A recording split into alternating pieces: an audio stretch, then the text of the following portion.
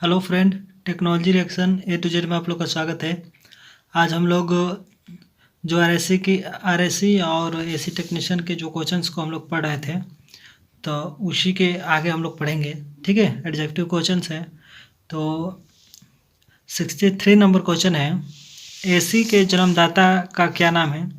तो Wills career हैं, जो यूनान के रहने वाले हैं। ठीक है, एयर कंडीशनिंग के जो जन्मदाता हैं वह विल्स कैरियर हैं, जो यूनान के रहने वाले हैं। ठीक है, तो जो भी मेरे दोस्त चैनल को अभी तक सब्सक्राइब नहीं किए हैं तो प्लीज़ सब्सक्राइब कर लीजिएगा। ठीक है, तो सेकंड नंबर क्वेश्चन है,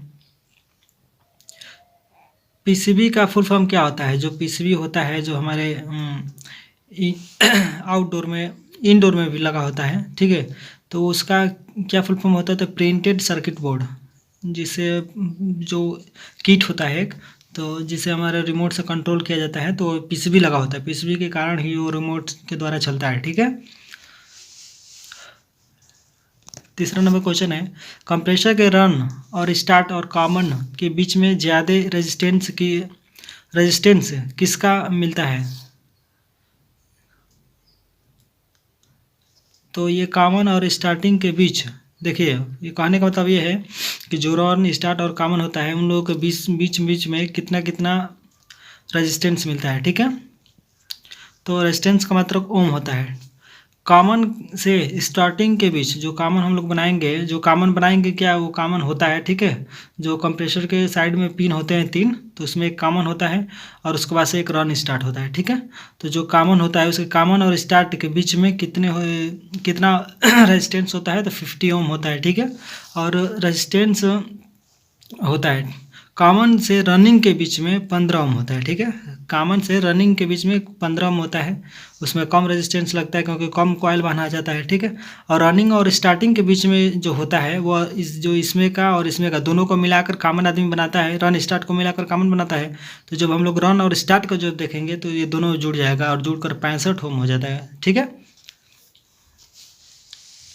तो 65 ओम से ये मालूम चलता है कि हमारा जो कॉमन है उसमें 65 ओम लगता है। ठीक है, एसी में कितने विभाग होते हैं? जो एसी टेक्नीशियन होते हैं या जो भी एसी का पार्ट पूजा बनाने में जो भी व्यक्ति का सहयोग है, उसमें 4 डिपार्टमेंट होते हैं। पहला है जो इलेक्ट्रिशियन का काम होता है, दूसरा मेंटेनेंस का काम होता है जो देखभाल करते हैं, इंस्टॉलेशन यानी जो इंस्टॉल करता है ले जाकर इनडोर आउटडोर जो भी होता है वो सब ले जाकर इंस्टॉल करता है, डक्टमैन होता है जो पाइप के द्वारा जहाँ जहाँ पर हमें सप्लाई करना होता है ठंडी हवा को, वहाँ पर सप्लाई करने का काम करता है। ठीक है, तो नेक्स्ट क्वेश्चन है, 1 टन एसी में गैस की मात्रा कितनी होती है? ठीक है, तो 1 टन एसी में जो गैस की मात्रा होती है 35 से लेकर 45 पाउंड होता है। ठीक है, और 1.5 टन एसी में कितनी गैस की मात्रा होती है? तो 55 से लेकर 65 पाउंड। बैक प्रेशर इसका जो कितना होता है? तो 100 से लेकर 120 पाउंड इसका बैक प्रेशर होता है।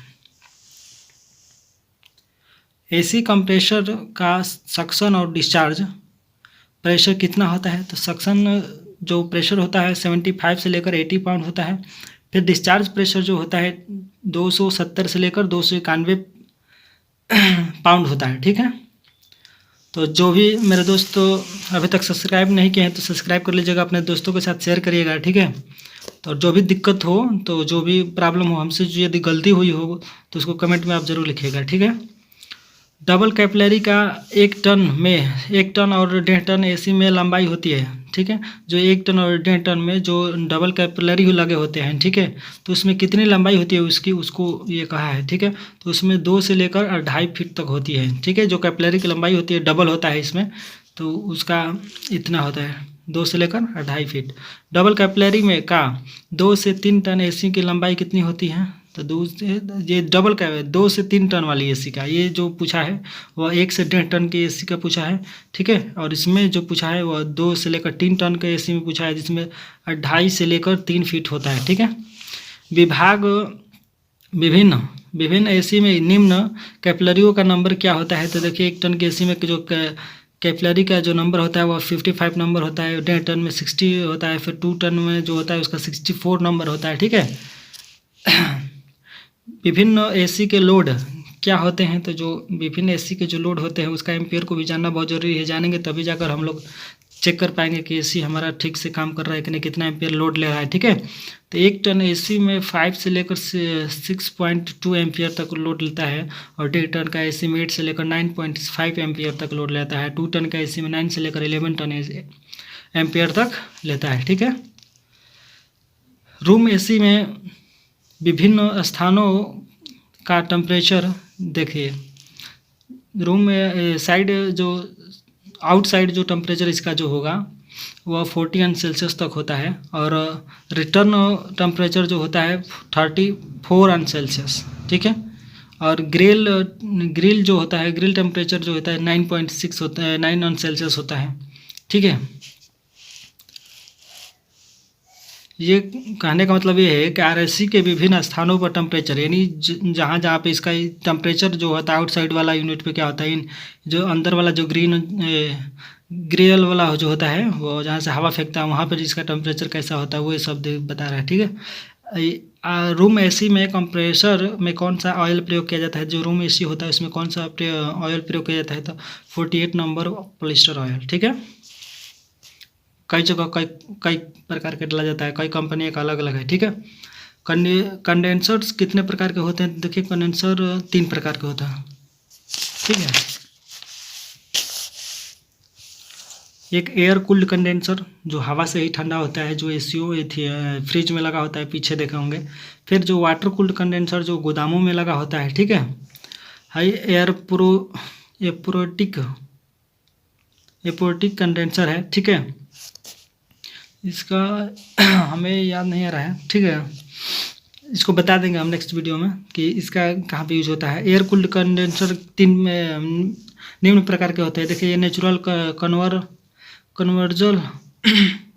कन्वेंस कंडेंसर और फ्रेंच फ्रस्ट कन्वेंज कंडेंसर। ठीक है, फिर से यहाँ पे वाटर कूल्ड कंडेंसर भी 3 प्रकार का होता है। एक सेल ट्यूब टाइप कंडेंसर, एक shell coil tube type condenser, एक डबल पंप टाइप कंडेंसर होता है। ठीक है, फ्रिज का बल्ब कितने एम्पियर लोड लेकर चलता है? ये भी बहुत क्वेश्चन में पूछे जाते हैं। तो देखिए, फ्रिज 15 वाट का बल्ब जो लगा होता है, ठीक है, जो फ्रिज के अंदर होता है, उसका एम्पियर 0.1 एम्पियर होता है। ठीक है, तो ये नीचे ये हम लिखे थे, सर कुछ बताए थे। तो देखिए, रिफ्लेक्टर क्या होता है? रिफ्लेक्टर वह होता है जो रॉड के पीछे लगा होता है, जिससे प्रकाश तेज आता है। ठीक है, तो thank you for watching my video, और नेक्स्ट वीडियो में फिर मिलेंगे। जो भी मेरे दोस्त प्रीवियस वीडियो नहीं देखे हो प्लीज़ प्रीवियस वीडियो देख लीजिए।